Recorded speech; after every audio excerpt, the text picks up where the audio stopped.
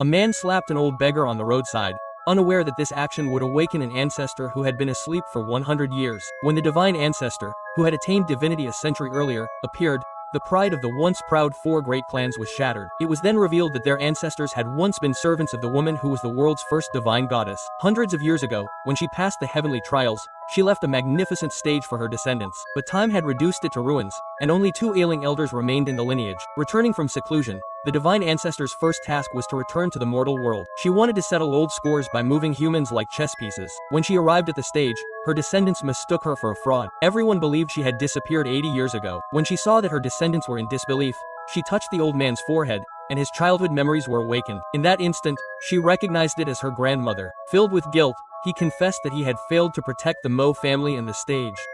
But the woman didn't blame him, knowing that his long absence had made people perceive the clan as weak.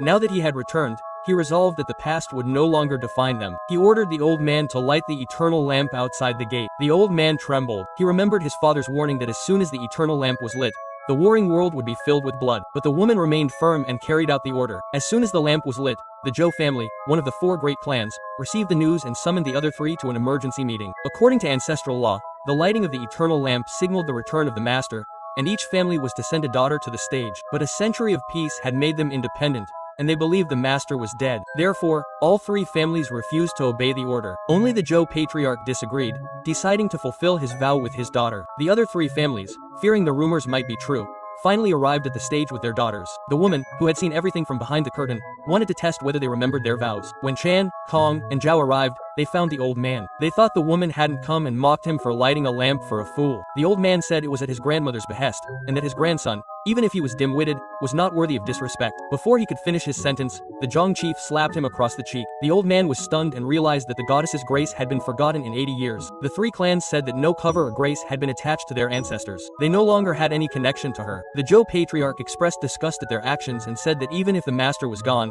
it did not justify cruelty to the heirs. The three families scornfully remarked that the old man had forgotten his limits and that associating with the fool would bring shame to their clan. The Zhou patriarch understood everything, but he refused to break his promise and said that the Zhou family would keep their promise and marry their daughter to the old man's grandson. The other families laughed and declared that Zhao's downfall was certain. They would divide her wealth, but before their pride could grow, a chilling voice echoed through the hall. The woman's divine presence filled the air, reminding them that 100 years ago, the Jade Maiden had ruled fearlessly, and now only Zhao was worthy. Therefore, only three of the four great clans would remain. The three families angrily demanded her presence, claiming she had no right to decide their fate. But as the veil lifted, the woman emerged in a divine light, and when they saw her face, they were contorted with fear and surprise. They realized that the goddess they had mocked had truly returned.